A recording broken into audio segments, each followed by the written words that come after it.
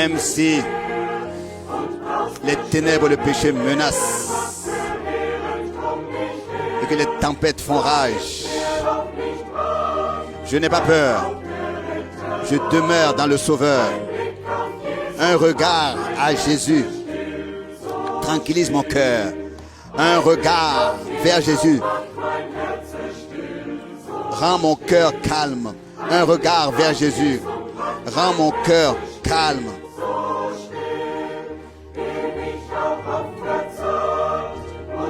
Même quand je suis découragé, il me fortifie.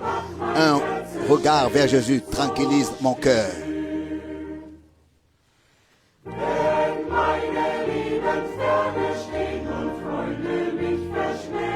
Quand mes amis s'éloignent et mes amis méditent sur moi, si ceux qui me sont proches me dépassent sans me saluer, je regarde à Jésus.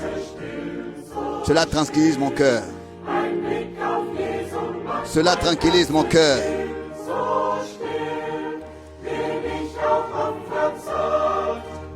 Même quand je suis découragé, il fortifie mon cœur. Un regard vers lui. Mon cœur est calme. Ainsi je vais de l'avant dans le combat et la bataille, revêtu par lui sur mon chemin. Des pensées calmes m'animent vers Cana. Alors la mort vient et je vais auprès de lui dans la gloire. Un regard vers Jésus calme mon cœur.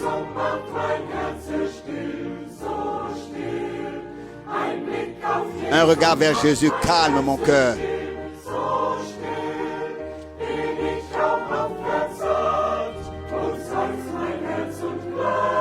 Je regarde à lui. Un regard vers Jésus calme mon cœur.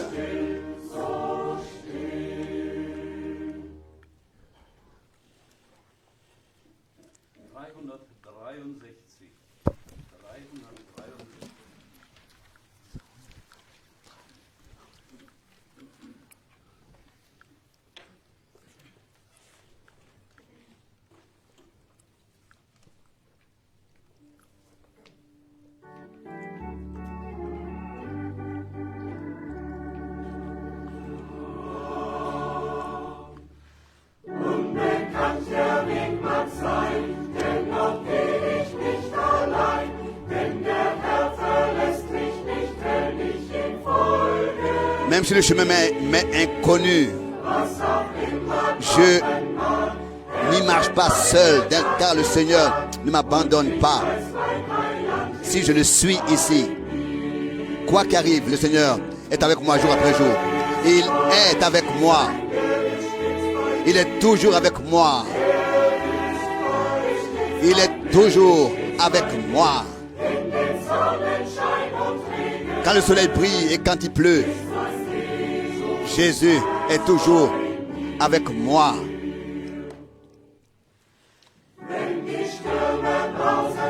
Quand les tempêtes menacent ici et qu'il fait sombre et que les nuages couvrent le ciel, il me tient par sa main et il éloigne toute crainte, car son amour veille sur moi.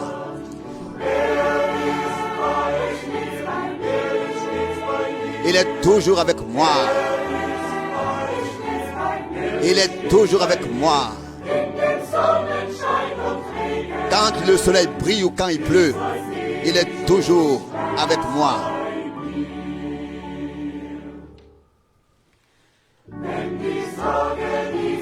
Quand les soucis de ce monde, comme le brouillard te couvre et que tu ne vois rien devant toi, alors j'entends la voix du Seigneur qui me dit: prends courage, sois réconforté, car je ne suis pas loin de toi, moi qui t'aime. Il est avec moi. Il est toujours avec moi. Il est avec moi. Et il est toujours avec moi. Quand le soleil brille ou quand il pleut, il est toujours avec moi. Il est toujours avec moi. Il est toujours avec moi. Quand le soleil brille ou quand il pleut, Jésus est toujours avec moi.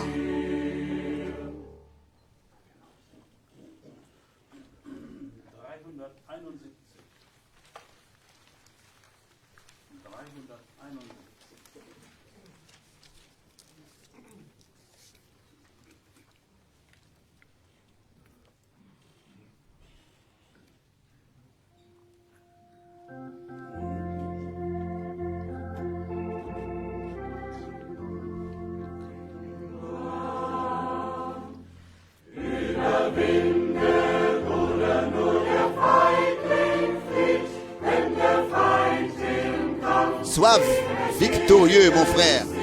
L'ennemi doit s'enfuir.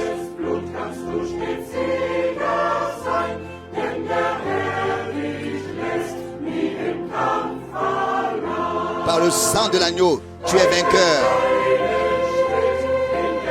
Sois vainqueur dans les plus grandes batailles. Sa victoire est la tienne. Dans la puissance du Seigneur, tu chasses les puissances des ennemis. Et la couronne t'est accordée.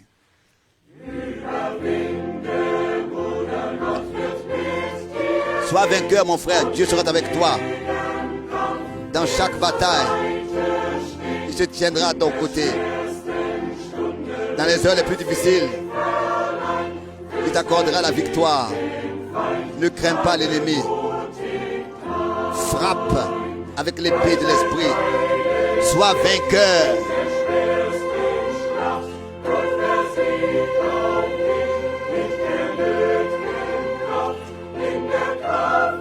Dans la puissance du Seigneur, tu chasses les ennemis. Et la couronne de victoire te sera accordée. Sois vainqueur, frère. Car c'est ton privilège de porter une fois la couronne par Jésus-Christ. C'est pour cette raison, prends courage dans les plus grandes batailles, car la récompense sera grande dans l'éternité.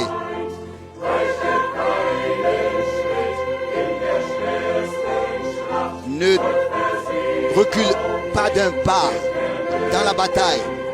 Dieu t'accorde la force nécessaire. Dans la puissance du Seigneur, tu peux chasser l'ennemi et la couronne de victoire te sera accordée. Sois vainqueur, frère. Va de l'avant, courageux, sur le champ de bataille. Tu es assez fort parce que Dieu te conserve sa victoire, assez de puissance pour surmonter tout, en tout temps, pour vaincre dans chaque combat. Ne recule d'aucun pas dans les plus grandes batailles. Dieu t'accorde assez de force. Dans la puissance du Seigneur, tu chasses l'ennemi et la couronne de victoire te sera accordée.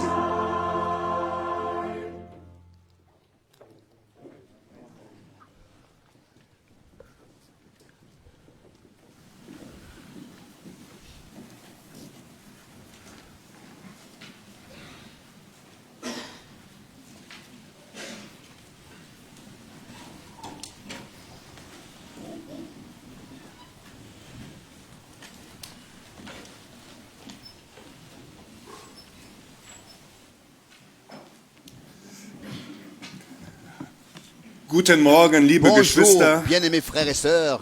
Ganz herzlich Très begrüße ich euch chaleureusement, alle je salue in den tous teuren dans le Namen précieux nom unseres Herrn de Jesus notre Christus Seigneur Jésus-Christ. zu dieser À Versammlung cette réunion, am Sonntagmorgen. dimanche matin, Auch euch, die ihr vous aussi online qui êtes zugeschaltet seid, connectés, begrüßen wir nous vous ganz saluons herzlich très chaleureusement mit dem Verlangen, dass avec der ce Herr désir uns que le Seigneur gemeinsam segnet. ensemble nous bénisse. Wir freuen Nous uns nous darüber, réjouissons dass wir de ce international que de manière versammelt sind, internationale nous sommes dass rassemblés ihr mit einem Verlangen et que vous êtes gekommen venus avec un seid, désir das Wort Gottes zu d'écouter hören. la parole de Dieu. Sogar auch aus Kanada Même sind du Geschwister Canada, il y a des hier, frères et sœurs ici, haben den weiten Weg gemacht, entrepris ce long voyage, mit ce long uns trajet pour gemeinsam ensemble avec das nous Wort des Herrn zu écouter la hören parole du Seigneur und gesegnet zu et être werden. bénis. Ich denke, er hat uns Je schon pense qu'il nous durch die Lieder a déjà bénis gesegnet, par les die wir cantiques gehört que nous avons haben. entendus. Es ist schon eine C'est Predigt déjà für une sich, prédication en soi. wenn wir über das Überwinden Quand nous nachdenken. pensons au mot victoire, Wir blicken auf ou bien ihn. alors vaincre, nous regardons à lui, celui qui accorde la foi et la rend parfaite, comme l'avons entendu dans le cantique. Un regard vers Jésus tranquillise mon cœur. Et alors, nous mettons notre confiance pas en nous, mais en lui, qui est toujours avec nous. Et alors, ensemble, nous atteindrons le but avec l'aide du Seigneur. Nous faisons confiance en cela de tout notre cœur. Aussi ce matin, je demande au frère Helmut Rouge de venir pour chanter les cantiques. D'abord, nous voulons nous lever et remettre le service divin au Seigneur. Bien-aimé Seigneur, de tout notre cœur, nous te remercions ensemble pour les possibilités que nous avons de nous rassembler dans la confiance que déjà sur la croix à Golgotha, tu as tout accompli pour nous, la rédemption, la victoire. Seigneur, tu as fait toutes choses pour que nous puissions venir dans la foi pour recevoir ce que tu nous as préparé aujourd'hui. Nous te demandons, parle-nous par ta parole et bénis chacun qui est connecté. Nous te remettons cette réunion entre tes mains et te demandons ta bénédiction dans le nom de Jésus. Amen.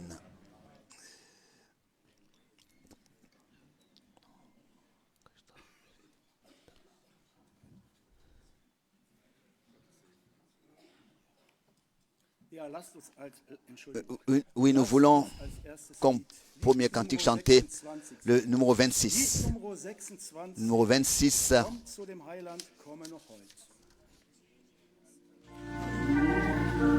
Venez au Sauveur, venez encore aujourd'hui. Venez au Sauveur qui vous aime. Venez, il a brisé vos fers.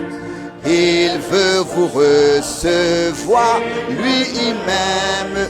Ses bras vous sont ouverts. Oh, quel beau jour, Sauveur fidèle, quand nous appuyons sur ton bras, dans la demeure paternelle, nous porterons nos pas. Venez pécheurs, il vous appelle, le bonheur est dans son amour.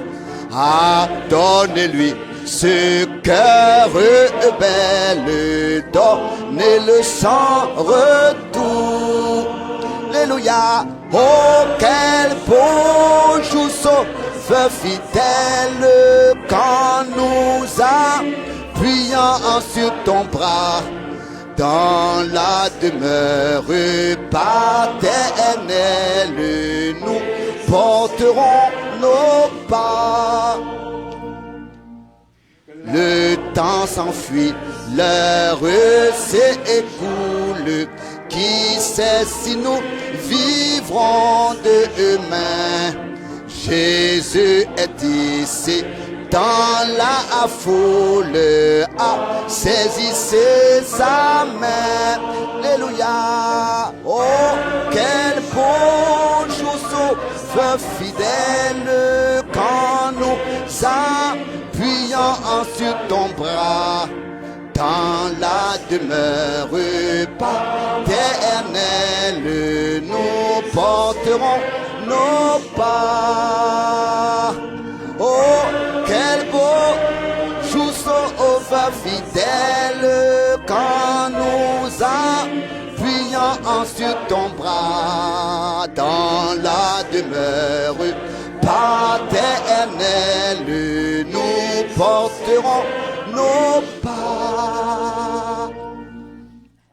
Amen.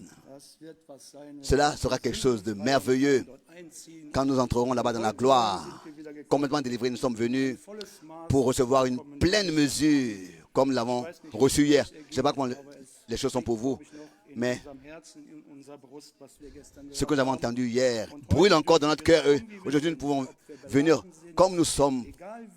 Ça n'a pas d'importance dans quel l'état nous sommes devant lui, et il fera toutes choses bien dans notre vie. Nous voulons pour deuxième cantique chanter comme deuxième cantique le numéro 20. Numéro 20, ne crains pas, voici je suis avec toi.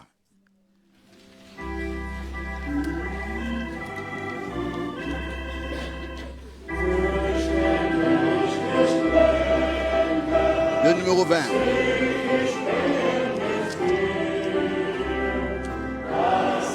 Jésus mis à mort pour moi. Numéro 20. Ne crains rien, je t'aime. L'âme n'a plus de terreur. L'âme consolée, je marche avec mon sauveur. Non, jamais tout seul. Non, jamais tout seul. Jésus, mon sauveur, me garde. Jamais ne me laisse seul. Non, jamais tout seul. Non, jamais tout seul. Jésus, mon sauveur, me garde. Je ne suis jamais tout seul. L'aube matinière ne lui qu'au beau jour. Jésus, ma lumière, m'éclaire toujours. Quand je perds de vue l'astre radieux à travers la nuit, Jésus me montre les cieux. Non, jamais tout seul. Non, jamais tout seul. Jésus, mon sauveur, me garde. Jamais ne me laisse seul. Non, jamais tout seul. Non, jamais tout seul. Jésus, mon sauveur, me garde. Je ne suis jamais tout seul. Les dangers et accourent, subtil inconnu. De près il m'entoure, plus près est Jésus, qui dans le voyage me redit c'est moi. Ne crains rien, un courage, je suis toujours avec toi. Non, jamais tout seul. Non, jamais tout seul.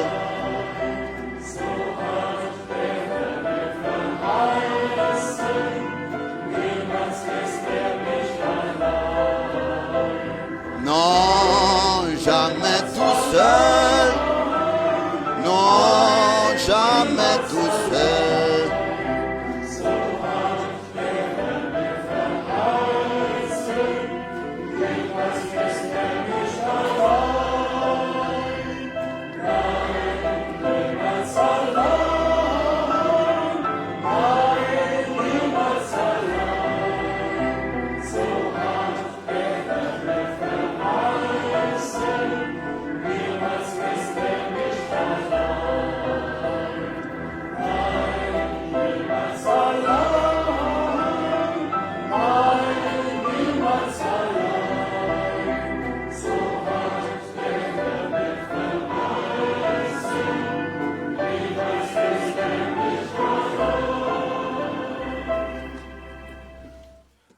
Amen. Amen.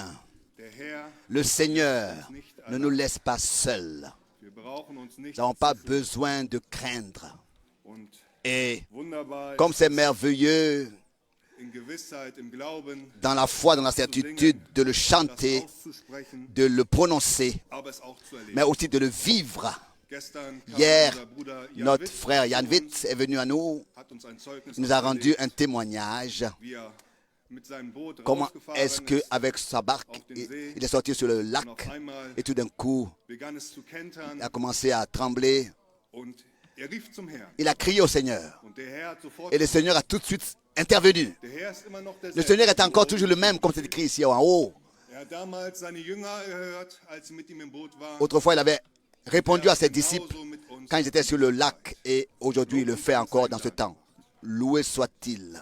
Ich möchte es nicht Je voudrais ne pas manquer de remettre des salutations die es bis zu mir heute geschafft haben, von qui m'ont Bruder atteint Müller, aujourd'hui du frère Müller, du von Bruder Baumgartner, frère Baumgartner de la Suisse, von Bruder Nyagi, du frère Nyagi de Nairobi und auch von et Bruder aussi Gilbert du frère der Gemeinde in Gilbert de l'Assemblée à Paris.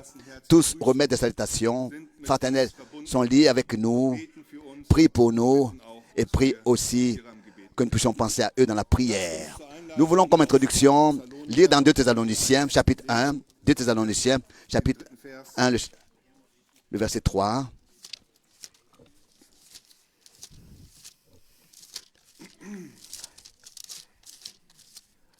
Zweiter 2 Thessaloniciens, Kapitel 1, chapitre 1, 3.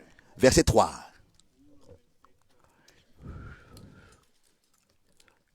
Wir sind Gott alle Zeit Nous devons à votre sujet, frères, rendre continuellement grâce à Dieu, das ist recht, comme cela est juste, weil euer parce que Glaube votre foi aus Kräften fait de wächst. grands progrès Und die et brüderliche que Liebe l'amour fraternel bei jedem de chacun de vous Einzelnen tous von euch allen. à l'égard des autres augmente de plus en plus. Amen. Gestern hat uns Hier, Andreas le frère André, ici, local comme introduction, a lu dans Colossiens, da hat der Apostel Paulus l'apôtre Paul a prié, a demandé à Dieu Wachstum für die Gemeinde. de la croissance pour l'Église et qu'elle soit revêtue et que tous reçoivent de la sagesse et de la connaissance opérée par l'Esprit pour que le bon plaisir de Dieu repose sur nous. Et aussi là, le Seigneur aussi, Gestern hier, nous a donné de la sagesse et de la connaissance. Il nous a dit clairement, il y a une différence einen kostbaren Gotteskind entre un précieux enfant de Dieu et entre l'œuvre du diable. darauf hingewiesen, Il nous a montré comment nous ne devons pas même soupirer les uns contre les autres die die Arbeit et de reconnaître ceux qui travaillent dans le royaume de Dieu et d'avoir la paix et de les estimer et que nous devons savoir comment nous conduire les uns avec les autres, c'est-à-dire en revêtant le vêtement de l'humilité der Herr hat sich das et nous servir comme le Seigneur lui-même, n'est-ce pas, à laver les pieds de ses disciples. C'est ce que ça veut dire, servir, et nous devons prendre cet exemple. wenn wir das im Et si dans la foi, hier, nous avons reçu ce que nous avons entendu pour nous, alors s'accomplit aussi cette parole ici, dans ce que je viens de lire, je répète. Nous devons à votre sujet, frères, rendre continuellement grâce à Dieu comme cela est juste, parce que votre foi fait de grands progrès und die brüderliche et que l'amour fraternel de chacun de vous, tous à l'égard des autres, augmente de plus en plus. Nous faisons confiance que aussi cela s'est passé hier, bien mes frères et sœurs. Et nous sommes très reconnaissants au Seigneur pour cela, de ce que la foi vient de la prédication. Paulus sagt nochmal, Paul dit encore, eine Danksagung hier in et il exprime ici dans le chapitre 2 une reconnaissance, au verset 13. 2. 2 Thessaloniciens 2, verset 13. Wir aber, Pour vous, frères, Gott für euch vom Herrn, 2 Thessaloniciens 2, verset 13. alle Zeit Pour nous, frères bien-aimés du Seigneur, nous devons à votre sujet rendre continuellement grâce à Dieu parce que Dieu vous a choisi dès le commencement pour le salut. Vous a élu dès le commencement pour le salut par la sanctification opérée par l'Esprit et par la foi en la vérité. Amen. Nous aussi, nous pouvons ici rendre grâce, bien frères et sœurs. Rendre continuellement grâce de ce qu'il nous a élus, choisis.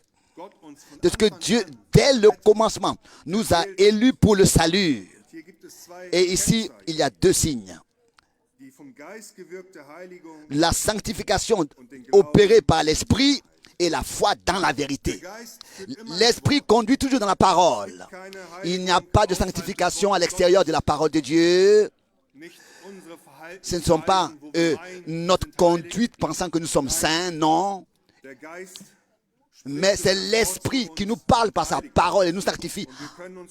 Et nous pouvons nous laisser corriger en ce que nous nous laissons corriger. Et nous sommes reconnaissants, Seigneur, par cela, de ce que nous avons la grâce de le vivre dans ce temps. Il nous corrige sous le coup de la prédication. Et que nous avons la foi dans la vérité. Le verset 14, il est dit, c'est à quoi il vous a appelé par notre message du salut, pour que vous possédiez la gloire de notre Seigneur Jésus-Christ. Amen. Avant même la fondation du monde, nous avons été élus. Par le message du salut, nous avons été appelés à sortir et appelés pour prendre part à l'œuvre de Dieu dans ce temps. Et nous voyons dans Matthieu 24, verset 14, c'est accompli que le message du salut du royaume de Dieu a été prêché à toutes les nations et ensuite viendra la fin. Et nous avons la grâce d'avoir part à cela. Et Paul ici continue dans cette pensée. J'aimerais encore le lire ici quelques versets. Avant c'était dans le verset 1, maintenant chapitre 1 verset 10. 2 Thessaloniciens 1 verset 10. Ici il s'agit des mêmes pensées ici et du retour du Seigneur et de recevoir la parole de Dieu. Ici il est dit au verset 10, lorsqu'il viendra pour être en ce jour-là glorifié dans ses saints et admiré dans tous ceux qui auront cru par notre témoignage auprès de vous. Car notre témoignage auprès de vous a été cru. Ici, il y a la relation entre l'enlèvement et le témoignage des serviteurs de Dieu.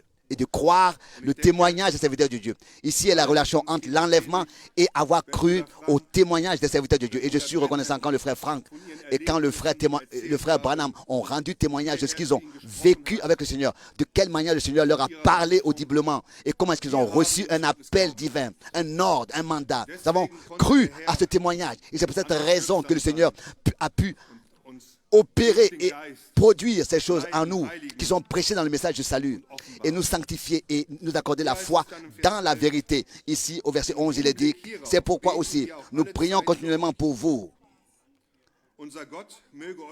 afin que notre Dieu vous juge digne de la vocation et qu'il accomplisse par sa puissance tous les desseins bienveillants de sa bonté et l'œuvre de votre foi. Amen. Ça aussi, c'est notre prière. Que le Seigneur puisse achever son œuvre en nous avec puissance et que nous soyons trouvés dignes de la vocation, comme l'avons entendu, n'est-ce pas? Nous l'avons lu tout à l'heure. Et ensuite au verset 12, pour que le nom de notre Seigneur Jésus soit glorifié en vous et que vous soyez glorifiés en lui, selon la grâce de notre Dieu et du Seigneur Jésus Christ. Amen. Ça, c'est notre désir encore ce matin où nous sommes rassemblés. Que le nom du Seigneur soit glorifié. Levons-nous pour ensemble remettre ce service divin au Seigneur. Bien-aimé Seigneur, encore une fois, nous venons à toi avec reconnaissance. Nous nous retrouvons dans ta parole. Tu nous as fait grâce dans ce temps. Tu nous as laissé connaître tes voies. Tu nous as envoyé tes serviteurs avec ta parole, avec ton message. Et nous avons, dans la foi, reçu ta parole. Elle habite dans notre cœur. Nous reconnaissons le jour et l'heure. Nous reconnaissons, c'est le temps de notre préparation. Nous reconnaissons que tu es à l'œuvre en nous. Tu agis. Nous venons plus comme des pauvres pécheurs, nous venons comme des enfants de Dieu rachetés. Nous te remercions pour tout ce que tu as fait de bien à nous. Et nous regardons à ce que tu vas faire encore aujourd'hui, Seigneur. Nous te demandons, pour nous tous dans le monde entier, achève ton œuvre, pleine de puissance en nous, dans ton Église, par ton Saint-Esprit. Nous te remercions pour cela et nous te faisons confiance et demandons maintenant ta bénédiction pour la prédication dans le Saint-Nom de Jésus-Christ. Amen. Vous pouvez vous asseoir.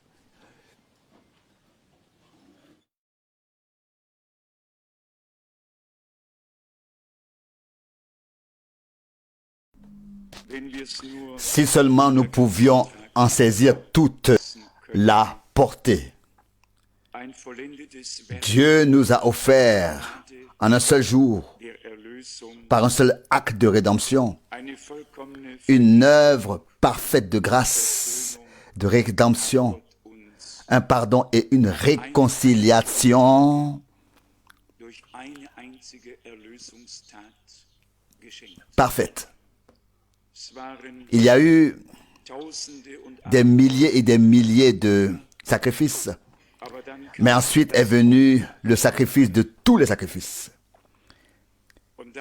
Et après cela, plus rien n'a dû être sacrifié. Tous ceux à qui cela était destiné l'ont reconnu et accepté avec reconnaissance. Je vois maintenant que certains sont empêchés. Aujourd'hui, nous ne connaissons pas les raisons. Nous ne regardons pas le nombre. Nous regardons le Seigneur, au Seigneur, et sommes reconnaissants de pouvoir encore nous réunir pour écouter la parole de Dieu, pour la recevoir. Et comme il a été dit ici, que nous devons nous approcher avec un cœur sincère et une pleine certitude de foi. Hébreux 10, 22. Nous pouvons avoir de l'incrédulité et des doutes envers les hommes.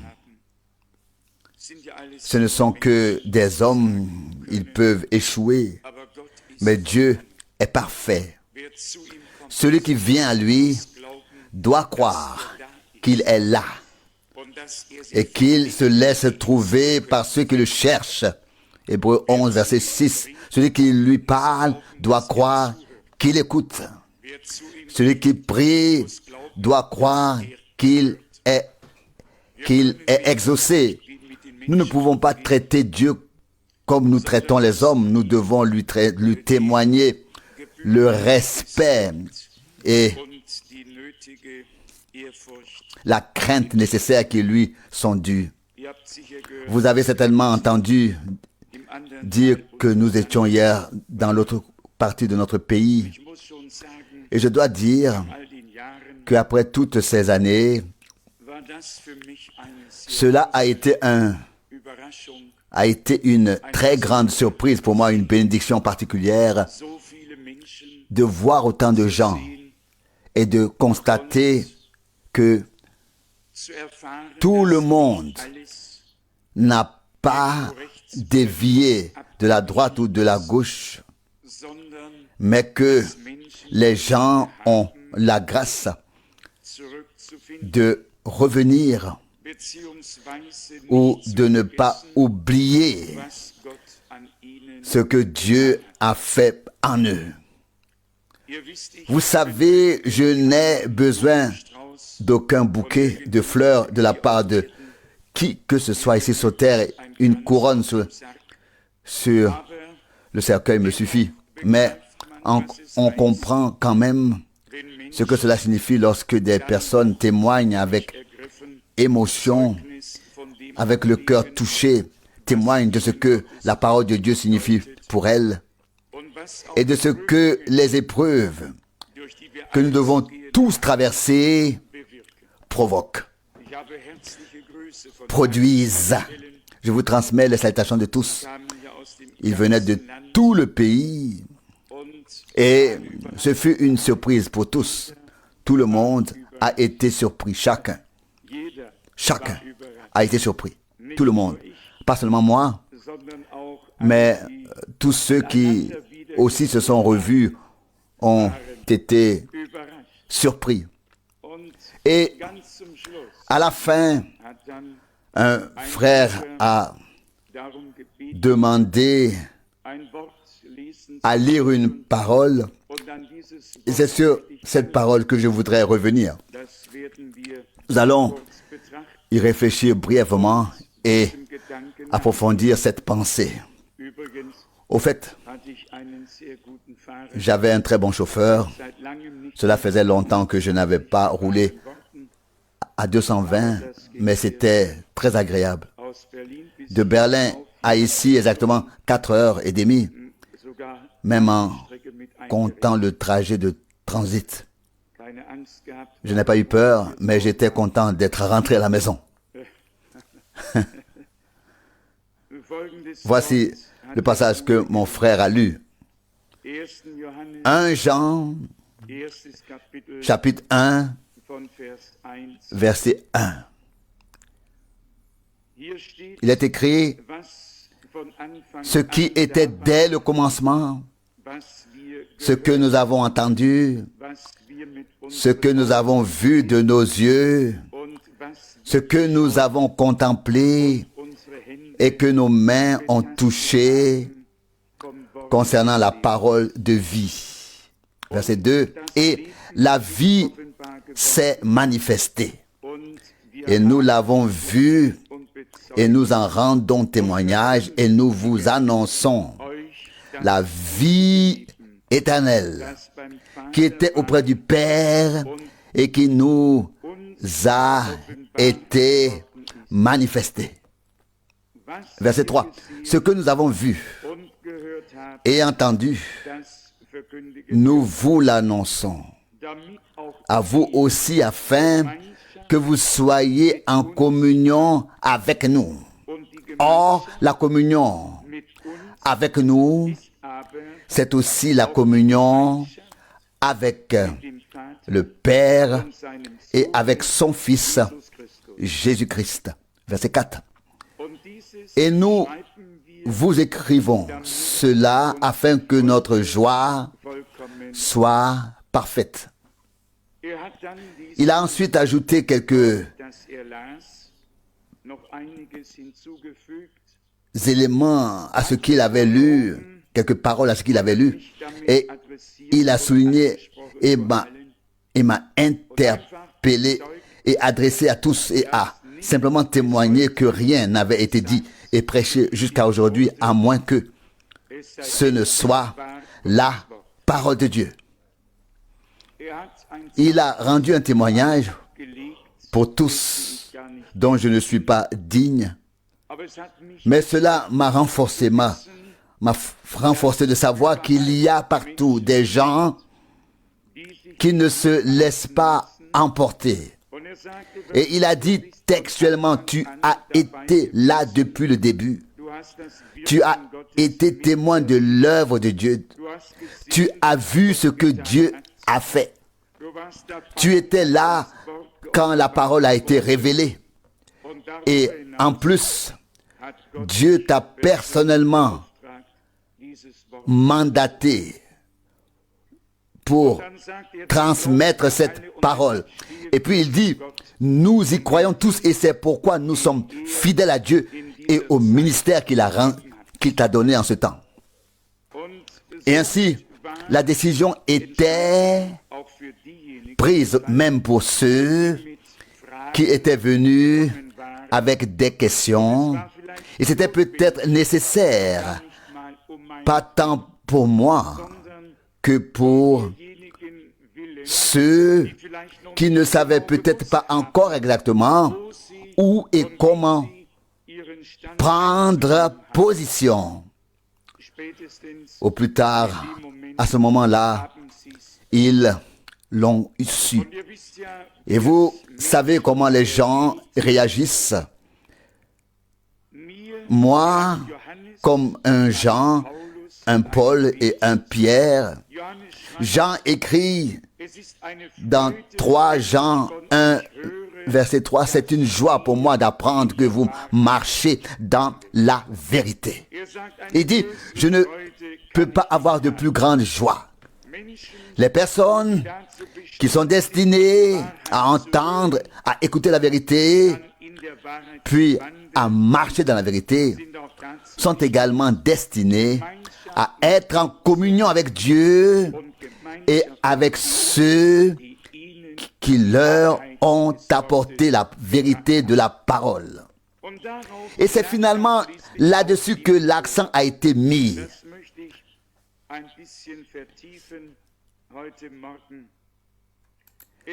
J'aimerais approfondir un peu ce sujet ce matin.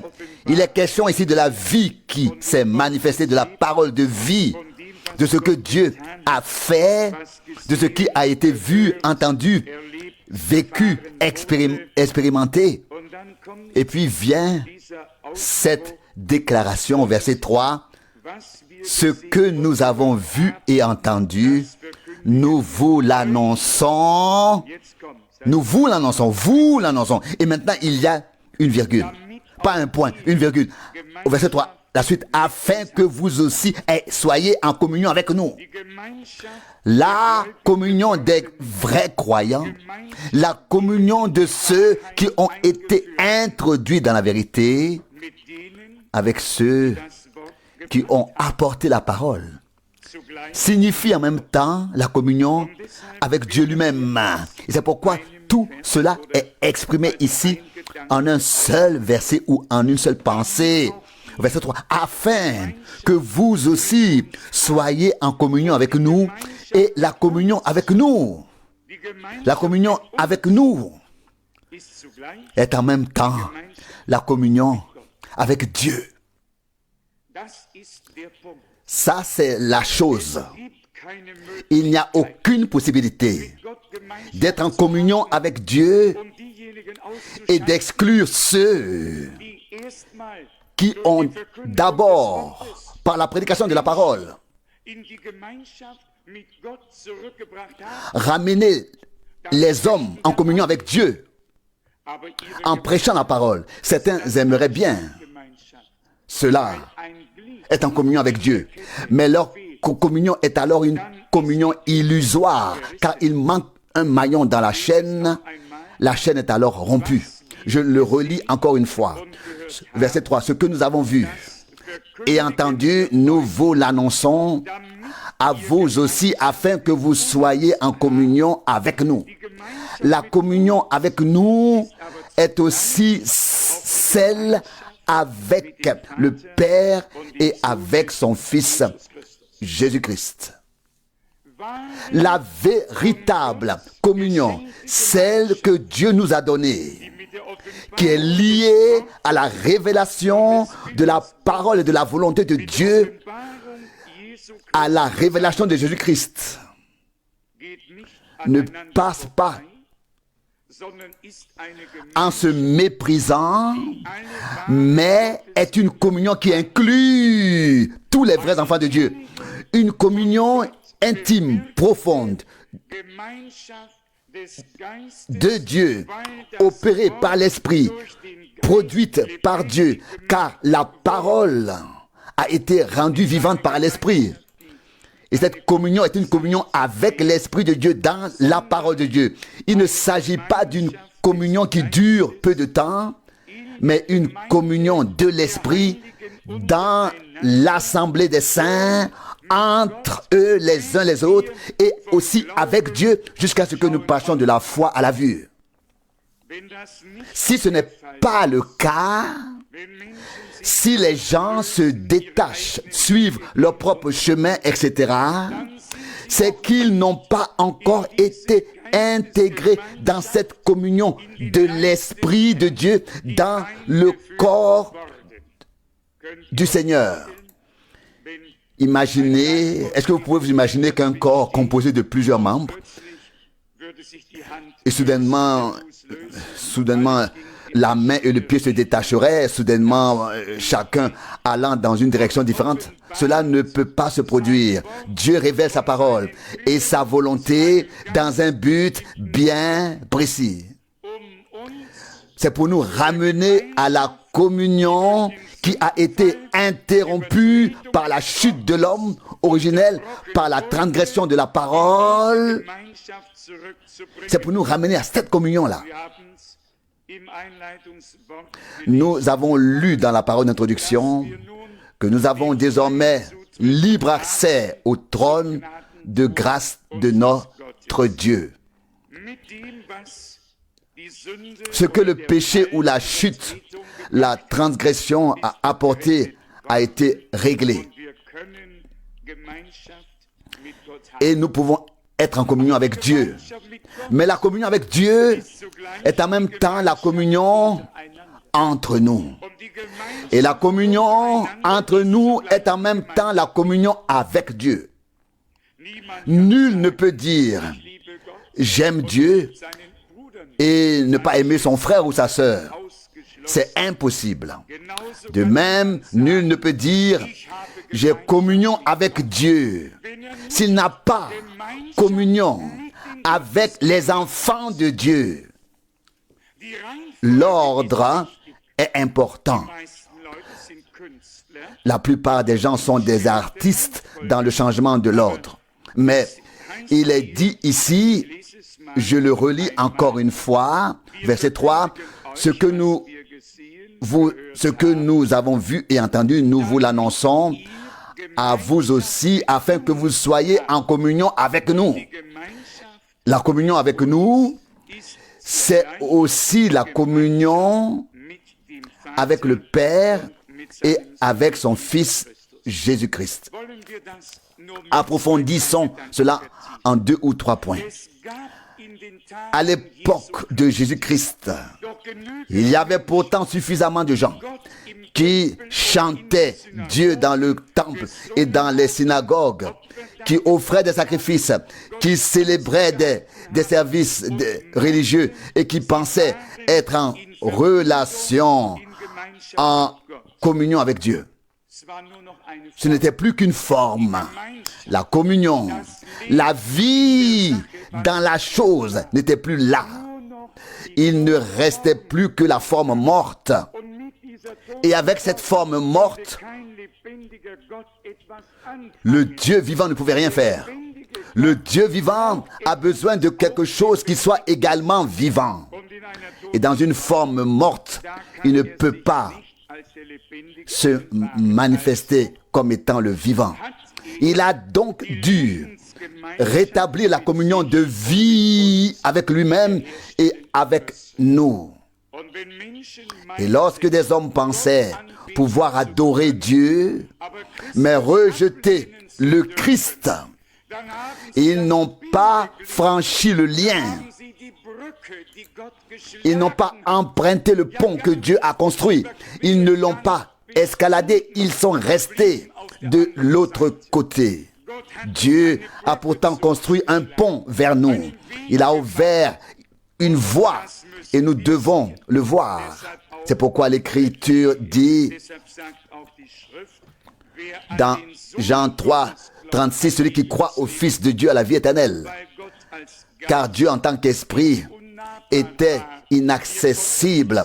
Nous ne pouvions pas aller à lui, et il ne pouvait pas non plus se révéler à nous ainsi. C'est pourquoi il s'est manifesté dans la chair afin de pouvoir entrer en communion avec les hommes qui sont dans la chair, en portant sur son corps notre culpabilité sur la croix et en l'expiant en tant que souverain sacrificateur des biens à venir. Et ainsi, il nous a ramenés dans la communion de vie avec Dieu. C'est exactement ainsi que les choses se sont poursuivies par la suite. Personne ne pouvait dire, Paul, reste où tu es. Il me suffit d'être en communion avec Dieu. C'est une illusion. Cela n'a rien à voir avec la réalité. La communion des vrais enfants de Dieu se crée là où la parole de Dieu est annoncée avec véracité. Et quiconque pense pouvoir exclure ceux que Dieu a désignés pour porter sa parole dans notre temps, parce que c'est une époque où beaucoup se mettent à leur compte. Mais on entend aussi parler de ceux qui ont fait faillite, ceux qui se sont mis à leur compte et qui ont fait faillite. Et un jour viendra pour tous les croyants qui se sont mis à leur compte, qui se sont détachés de la tête et des autres membres. Un jour viendra l'heure où ils devront faire aveu de faillite et admettre que la banqueroute est arrivée à la maison. La communion avec Dieu est la communion avec ceux qui apportent la parole de Dieu, qui entendent la parole de Dieu, qui croient à la parole, en la parole de Dieu. C'est-à-dire avec ceux qui appartiennent à l'église du Dieu vivant. Et si nous appartenons vraiment à l'église des premiers-nés, alors, comme le dit frère Branham dans un sermon, nous n'attendrons plus que la porte s'ouvre pour que nous puissions entrer dans la maison de Dieu afin d'entendre la parole de Dieu. Souvenons-nous de ce qui est écrit ici. Le verset 3, 1 Jean 1, verset 3. Afin que vous aussi vous soyez en communion avec nous. La communion avec nous, c'est aussi la communion avec le Père et avec son Fils Jésus-Christ. C'est cela la vraie communion. La parole de Dieu est venue par les prophètes. Pendant des millénaires, Dieu a parlé et a ainsi construit le pont. Puis il fut franchi et Dieu se révéla en Christ. La parole s'est faite chair et nous avons contemplé sa gloire. Depuis l'époque de Jean-Baptiste, ce que Dieu avait promis est désormais appliqué dans la pratique divine. Le temps de l'accomplissement a commencé. Et déjà, il est dit de lui, comme l'a annoncé l'ange, qu'il conduira le Seigneur, qu'il conduira au Seigneur un peuple bien préparé. Qu'il conduira au Seigneur un peuple bien préparé. Luc 1, 17. Et c'est ce qu'il a fait. Il a ramené les hommes à la communion avec Dieu. Il les a ramenés sur le chemin de Dieu par sa prédication. Et c'est encore le cas aujourd'hui. Quiconque Dieu envoie, et c'est de ça qu'il s'agit ici, celui-là annonce la parole de Dieu. Et tous ceux qui sont de Dieu entendent la parole de Dieu. Et ils entrent dans cette communion divine. La communion est opérée par l'Esprit de Dieu. Je vais passer au passage biblique suivant, mais je le relis quand même, car pour la première fois de ma vie, il a pris une telle importance pour moi.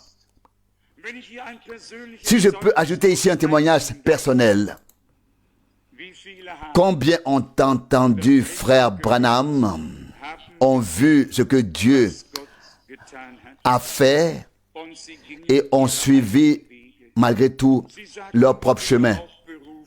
Ils disent, j'ai aussi été appelé, je prêche aussi et j'ai aussi un ministère, j'ai aussi une assemblée, une église, et ils ont tous connu le succès, même si ce succès était dû aux moyens des organisations et n'avait pas besoin d'être d'origine divine. Mais ils pensaient tous avoir une communion avec Dieu. Mais l'homme qui apportait la parole de l'heure, du jour, la parole promise pour notre époque, ils l'ont écarté. Ils avaient une belle communion avec Dieu, oh oui. Ils chantaient, ils exultaient, ils poussaient des cris de joie, tout était là. Et aujourd'hui, nous regardons en arrière et nous remarquons où toutes ces assemblées, ces communautés sont allées et où elles vont? Dans la direction opposée, pas dans la direction divine. Nous le savons très bien. Il y avait suffisamment de personnes qui ont commencé dans l'esprit et qui ont accompli et qui ont terminé dans la chair. Il y avait suffisamment de personnes qui avaient la bonne approche pour suivre leur chemin avec Dieu. Mais soudain, tout s'est arrêté. Il y a eu une interruption, car ils n'ont plus été prêts à suivre le Seigneur dans ce qu'il révélait et annonçait et faisait. Croyez-moi, nous ne parlons pas ici pour notre propre compte, mais de nos jours aussi, des dizaines de personnes peuvent se référer au frère Branham et à son ministère.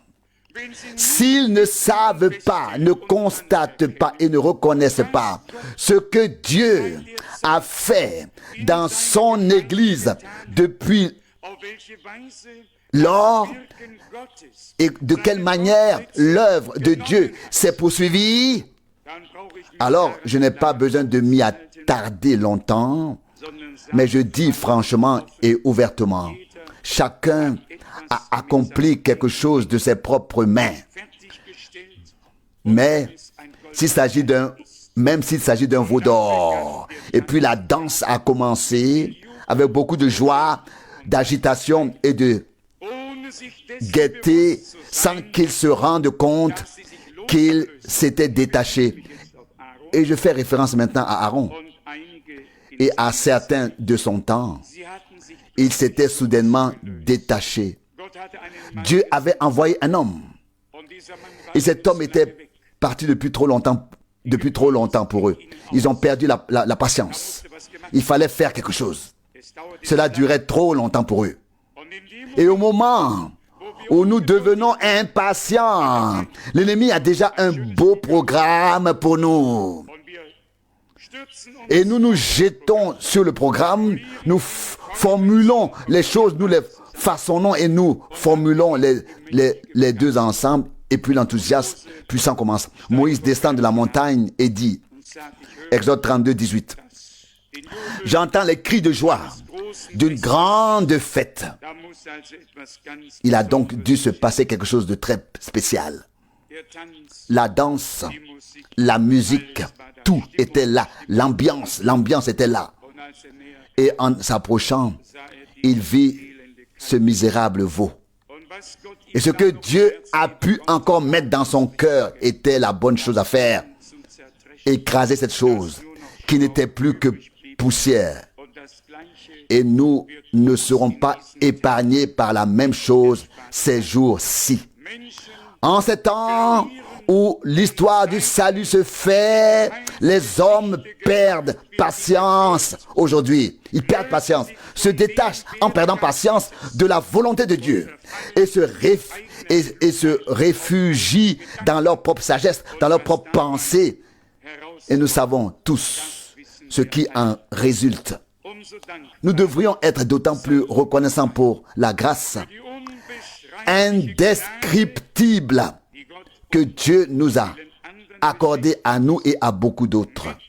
De suivre le Seigneur, de ne pas retirer ou laisser un maillon de la chaîne, mais de considérer l'ordre dans lequel Dieu a poursuivi son œuvre. Permettez-moi de souligner une fois de plus au verset 3 de 1 Jean 1, afin que vous aussi soyez en communion avec nous et que la communion avec nous soit en même temps la communion avec Dieu. Pourquoi?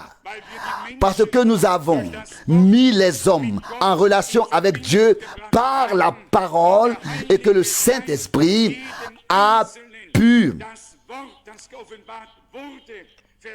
révéler à chacun la parole qui a été révélée.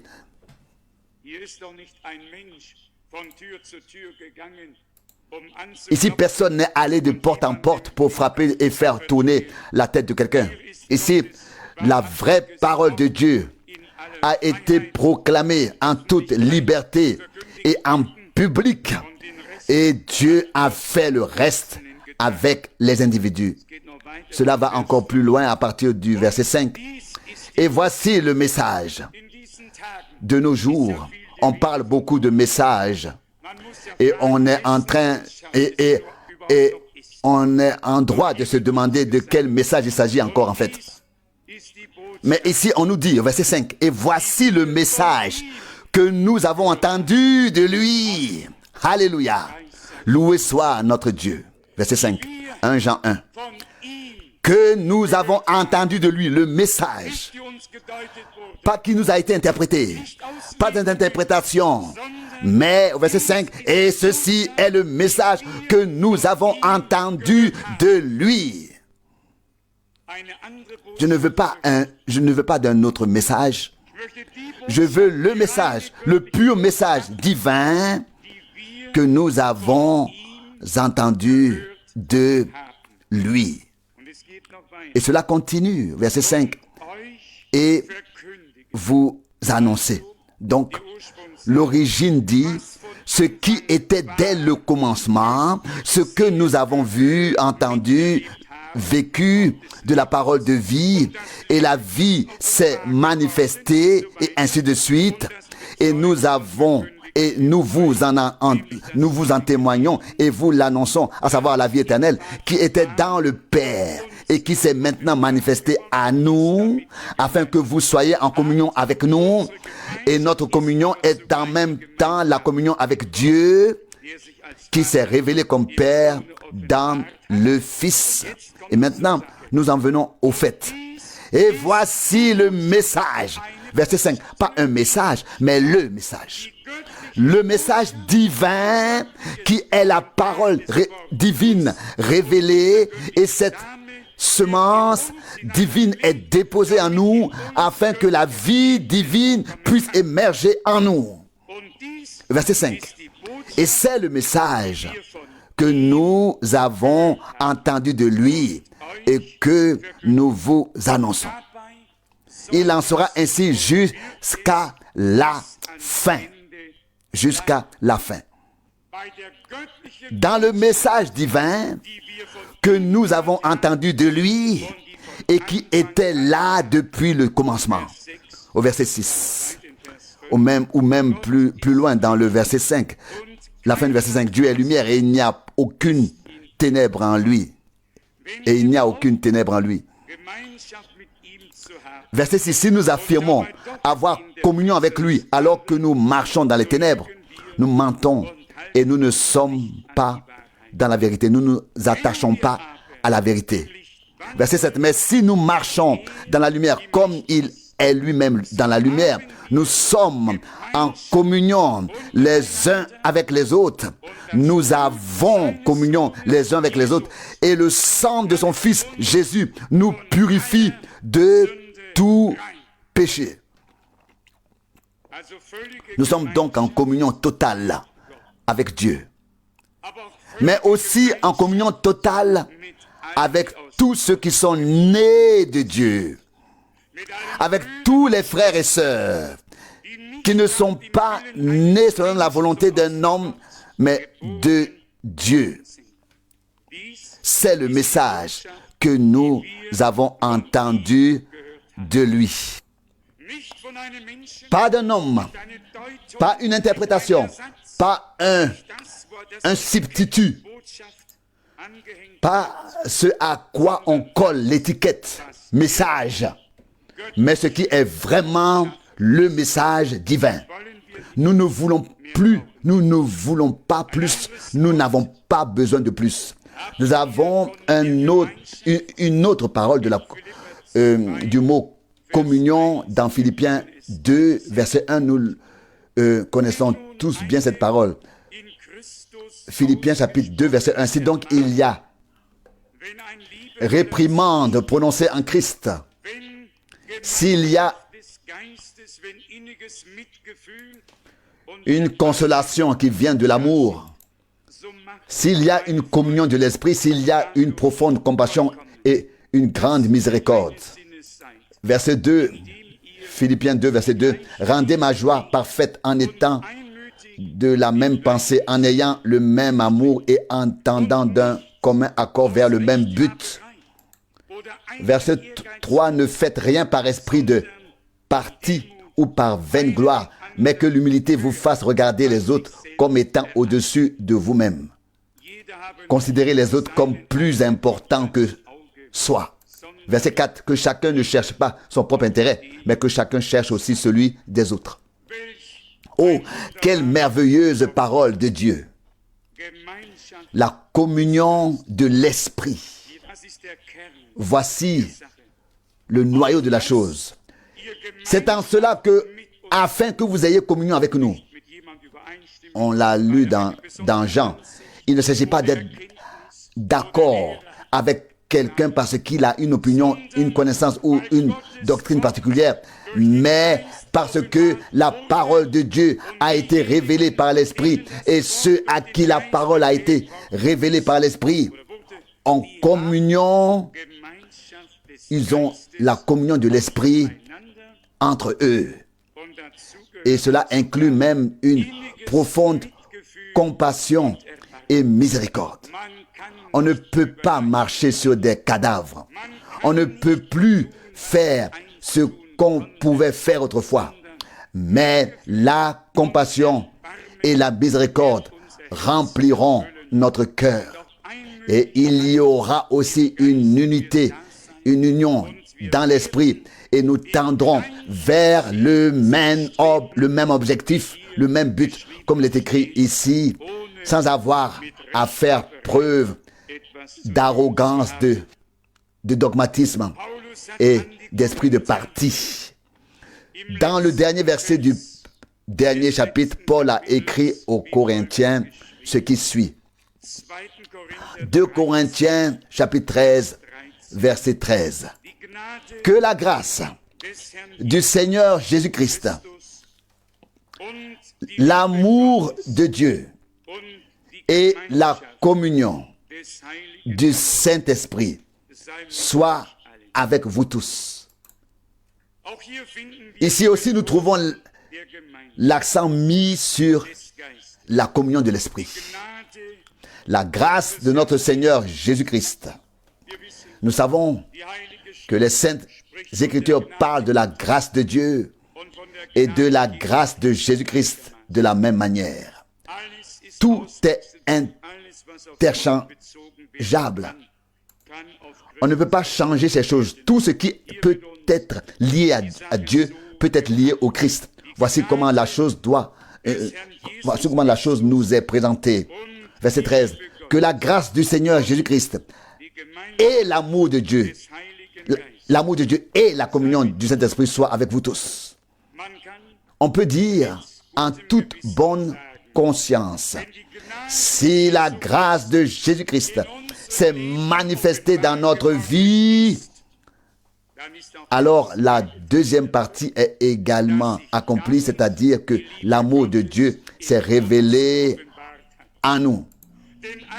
Car Dieu a tant aimé le monde qu'il a donné son Fils et qu'il a ainsi fait grâce au monde en Jésus-Christ notre Seigneur. Jean 3, verset 16. Juste pour m'en tenir à cette pensée. Là où la grâce de Jésus-Christ a été réellement vécue, là où l'amour de Dieu est présent et a été réellement vécu, là se trouve aussi la communion du Saint-Esprit avec tous ceux qui ont fait l'expérience de l'amour et de la grâce de Dieu et qui ont ainsi été intégrés dans le corps du Seigneur dans l'Église. Je lis encore une parole que j'ai brièvement retenue du chapitre 10 de la première épître aux Corinthiens. 1 Corinthiens, chapitre 10. Ici, nous lisons au verset 16. La coupe de bénédiction que nous bénissons n'est-elle pas la communion au sang de Christ? Le pain que nous rompons n'est-il pas la communion au corps de Christ? nous remarquons la construction de cette communion divine avec nous et avec le Seigneur. L'édifice, par le sang de Jésus-Christ, par Golgotha, par le sacrifice de son corps et par l'effusion de son sang. Ici, on nous met en évidence en nous indiquant le repas du Seigneur, la coupe de bénédiction, le verset 16, que nous bénissons. N'est-elle pas la communion au sang du Christ? Oh, si seulement nous pouvions comprendre cela complètement et entièrement dans la foi et savoir que nous formons la communion des saints que Dieu nous a destinés. Nous formons la communion que les saints ont entre eux, que Dieu nous a destinés à cela parce que nous avons été rachetés par le sang de l'agneau. Et ici aussi, le pain est représenté comme le corps, puis à nouveau comme l'Église. Et nous devons simplement le voir. Le corps de l'Église, l'Église elle-même, a été rachetée par l'offrande du corps de Jésus-Christ afin d'être la demeure, le lieu de la révélation de Dieu. Verset 16, encore une fois, le pain que nous rompons n'est-il pas la communion avec le corps du Christ? Verset 17, parce que c'est un seul pain, nous sommes un seul corps, malgré notre pluralité, car nous partageons tous le même pain. Qu'était-ce? Cela a été représenté dans le pain. Il s'agit ici d'une église. Il s'agit ici de l'église. Et l'église est composée de membres, de nombreux membres. Et ces membres forment à leur tour un corps, à savoir le corps du Seigneur. Mais il s'agit ici de la communion. Verset 16. N'est-ce pas la communion avec le sang du Christ ou bien par le sang de Christ? Une communion rétablie et établie par Dieu lui-même sur la base du sang de la nouvelle alliance. Et cette communion doit exister et existera en tous et avec tous ceux qui ont été inclus dans Golgotha, qui en font partie, qui peuvent dire et chanter à juste titre, je suis racheté. Je peux bien le proclamer. Sauvé, sauvé. Et nous devons alors également accorder la rédemption. Nous devons laisser valable cette rédemption à tous ceux, pour tous ceux qui ont été rachetés. Dans 1 Corinthiens 1, verset 9, il est écrit 1 Corinthiens 1, verset 9. Dieu est fidèle, lui qui vous a appelé à la communion de son Fils Jésus-Christ, notre Seigneur. 1 Corinthiens 1, verset 9. Comme nous le soulignons, communion avec Dieu, communion les uns avec les autres. Pas n'importe quelle communion, mais la communion de l'Esprit. L'union avec Dieu, être uni avec Dieu, lié à lui et uni, lié entre nous, l'union entre nous. Je ne sais pas si j'ai jamais connu consciemment j'ai jamais connu consciemment le frère qui lisait ce passage de l'Écriture et faisait ses remarques. Je ne fais que venir et repartir sans m'intéresser aux individus, mais il a dit, alors frère Franck, crois-moi, j'ai l'impression que nous avons toujours été ensemble, comme si nous étions toujours connus. Ceux qui sont de Dieu ont la même origine, le même Père, la même ascendance, la même nature. Chez nous, on dit les enfants sont rarement à l'image des autres. Mais je crois que les enfants de Dieu ne peuvent être attribués à personne d'autre qu'à Dieu lui-même. Et si nous sommes différents dans nos origines terrestres, que ce soit en termes de mentalité, de jugement ou quoi que ce soit d'autre, il peut y avoir des différences aussi grandes que celle qui sépare l'Est de l'Ouest. Chacun a une taille différente, un nez différent. Chacun est complètement différent. Nous le savons tous.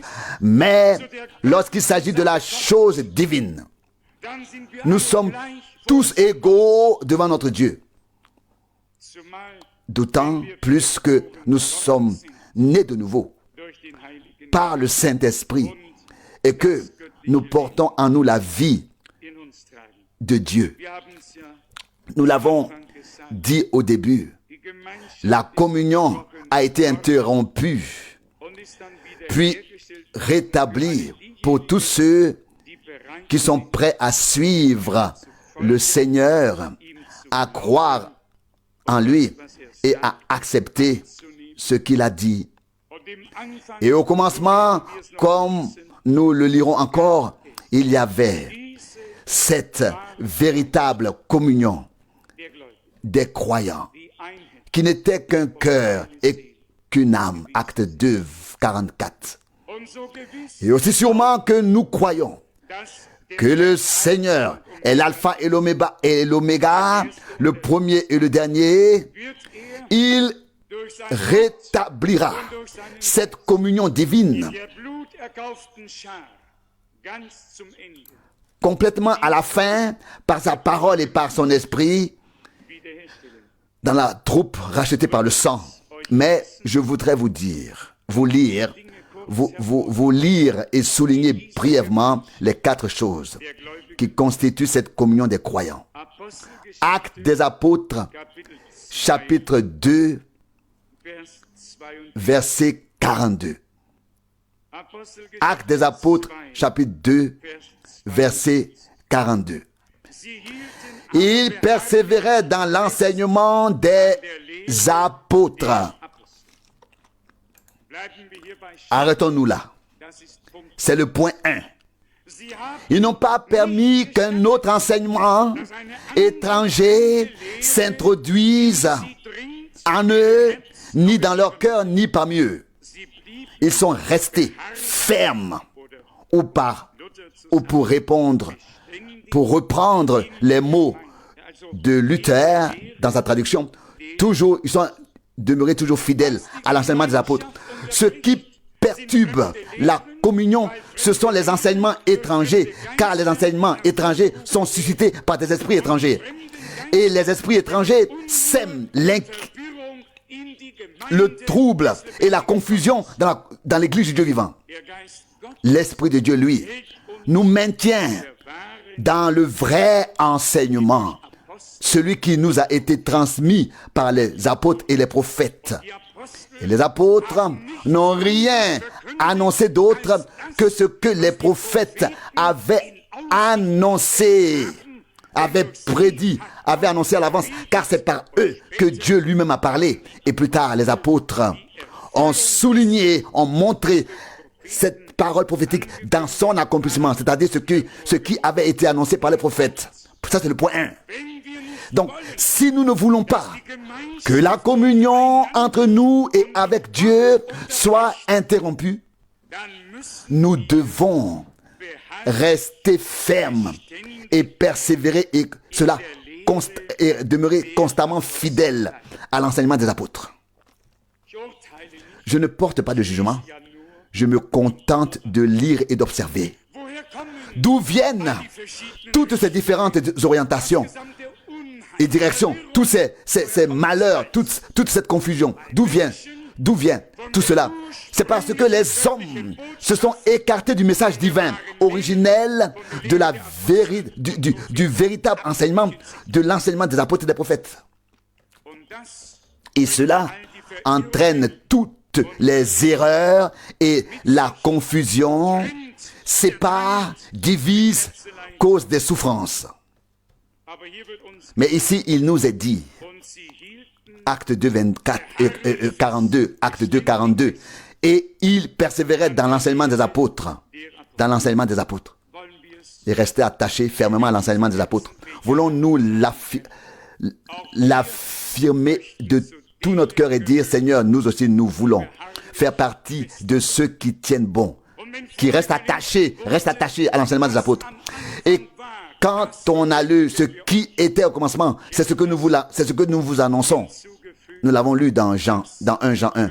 J'aurais presque ajouté, nous vous l'annonçons aussi à la fin. À la fin. Pas seulement au commencement, comme c'était au commencement, mais à la fin aussi. Comment pourrions-nous annoncer à la fin autre chose que ce qui a été annoncé au commencement? Nous en sommes bien conscients. Tout comme dans l'Ancien Testament, certaines choses étaient encore cachées parce que le temps de leur accomplissement n'était pas encore venu et qu'elles n'ont été vues que beaucoup plus tard à la lumière de leur accomplissement. Il en va de même pour de nombreux éléments de la parole concernant la période de l'Église du Nouveau Testament. Bien sûr, il y a des choses qui n'ont pas été vues dans l'Apocalypse et dans d'autres écrits, mais elles doivent être dans les Écritures pour que nous puissions les voir. Et si elles ne sont pas dans les Écritures, alors nous ne les voyons pas, car nous ne voyons que dans les Écritures, parce que nous croyons seulement ce que les Écritures ont dit. Aucun homme ne peut croire autrement s'il prétend croire Dieu, car Dieu s'est révélé dans sa parole et nous y tenons et nous y restons attachés. Mais il persévérait dans l'enseignement des apôtres. Ça, c'est le point 1. Le point 2, et dans la communion. C'est le deuxième point. La communion.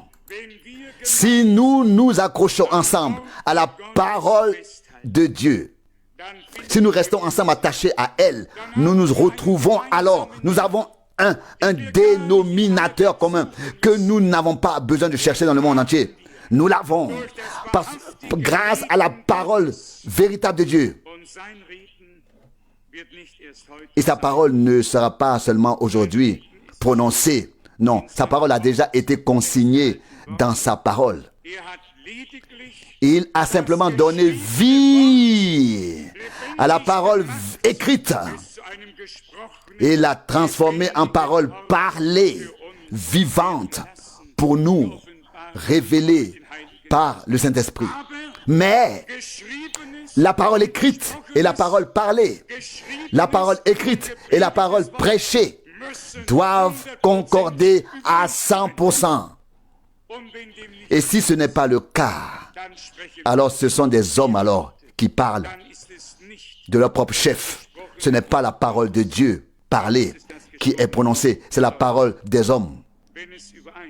Si elle est conforme, alors, et seulement alors, c'est la parole écrite de Dieu, la parole révélée de Dieu, et ensuite la parole prêchée de Dieu en ces jours.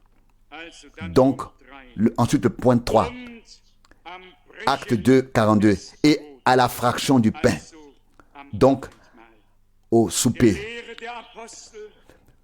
à l'enseignement des apôtres et à la communion fraternelle les uns avec les autres, et ensuite à la fraction du pain. Il voulait dire ou démontrer par là, nous sommes unis, nous sommes un seul corps. Christ a donné sa vie pour nous. Et puis, list not last signifie en dernier, mais non moins important, et aux prières. Le quatrième point, et aux prières. Cela aussi en fait partie. Ces 4 choses constituent la véritable communion des croyants. Et si nous les prenons à cœur, si Dieu peut nous amener à les mettre en pratique, non pas parce que nous pensons devoir le faire, mais parce que nous y sommes intérieurement poussés. Chacun n'a qu'un seul désir. Rester, demeurer dans l'enseignement du Christ, dans l'enseignement de la parole, dans l'enseignement des apôtres. Comme il est écrit ici, ils persévéraient dans l'enseignement des apôtres. Nous aussi, nous avons ce désir. Si c'est le cas, alors dites vraiment Amen. Et la deuxième chose, dans la communion fraternelle. Est-ce aussi notre besoin? Amen. Et puis la troisième chose, la fraction du pain. Amen. Et la quatrième chose, les prières. Les croyants se réunissaient et avaient ces 4 caractéristiques. Je peux vous assurer, si Dieu parvient à rassembler une telle troupe de croyants en ces derniers jours et à les amener là où il le souhaite, alors ces 4 choses seront également présentes. Ensuite, il y aura les prières communes. Ensuite, il y aura la fraction commune du pain. Ensuite, il y aura l'enseignement commun des apôtres. Alors, la communion entre les vrais croyants sera une communion profonde, intime et chaleureuse, cordiale, une véritable communion de l'esprit. C'est ce à quoi nous aspirons et nous ne plaçons pas notre objectif trop haut lorsque nous disons que Dieu est plus que capable de le faire, comme au commencement, ainsi à la fin. Voici notre vie. Nous soumettons notre volonté à la sienne et disons, Seigneur, ce qui était dès le commencement, ce que nous avons vu, ce que nous avons entendu, de la parole, de la vie, ce que nos mains ont touché, nous vous l'annonçons, afin que vous soyez en communion avec nous. Et la communion avec nous, non sans nous. Et la communion avec nous est en même temps la communion avec le Père et avec le Fils. Je suis aujourd'hui très très reconnaissant de cet ordre que l'on peut voir encore et encore. La communion avec Dieu, la communion de Dieu, la communion entre nous. Proclamation et réception. Écoutez et parlez tout ce qui est là. Il faut aussi prêcher. Et j'aurais souhaité que Dieu ait vraiment choisi quelqu'un d'autre. Combien de fois j'ai cherché la face du Seigneur, lui seul le sait concernant cela. Mais avec Dieu, on ne peut pas choisir quand ou quoi faire, ou si on ne veut rien faire, ou qu'est-ce qu'on doit faire. Il est souverain dans ses actions, dans ses décisions, et il dit par l'intermédiaire de Paul dans Romains 11 que les appels de Dieu sont irrévocables. Romains 11, 29. C'est Dieu qui appelle, c'est lui qui prononce un mandat. Il envoie, c'est lui qui envoie. Il révèle, il montre les liens et il veille à ce que les choses continuent. Et elles continueront. Elles continueront, elles iront vers le haut. Dieu ne laissera pas son œuvre se terminer dans une défaite. Il veillera à ce que sa victoire, la victoire de Golgotha soit manifestée. Nous concluons avec la pensée de l'Épître aux Hébreux 10 avec la parole qui a été lue. Après avoir offert un sacrifice une fois pour toutes, il est entré dans la gloire et s'est assis à la droite de la majesté de Dieu, attendant désormais que tous ses ennemis soient mis sous son marchepied. Hébreux 10, 12.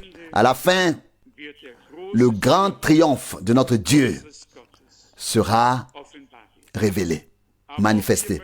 Mais nous aussi, nous voulons prendre part à ce qu'il fait maintenant déjà et former la communion des vrais croyants, sanctifiés par Dieu dans sa parole et purifiés par son sang attachés à l'enseignement des apôtres, à la fraction du pain, aux prières, et ainsi former la communion des saints. Que Dieu nous accorde, à toi, à moi et à nous tous, ainsi qu'à tous ceux qui invoquent son nom d'un cœur pur, qu'il accorde la grâce de reconnaître.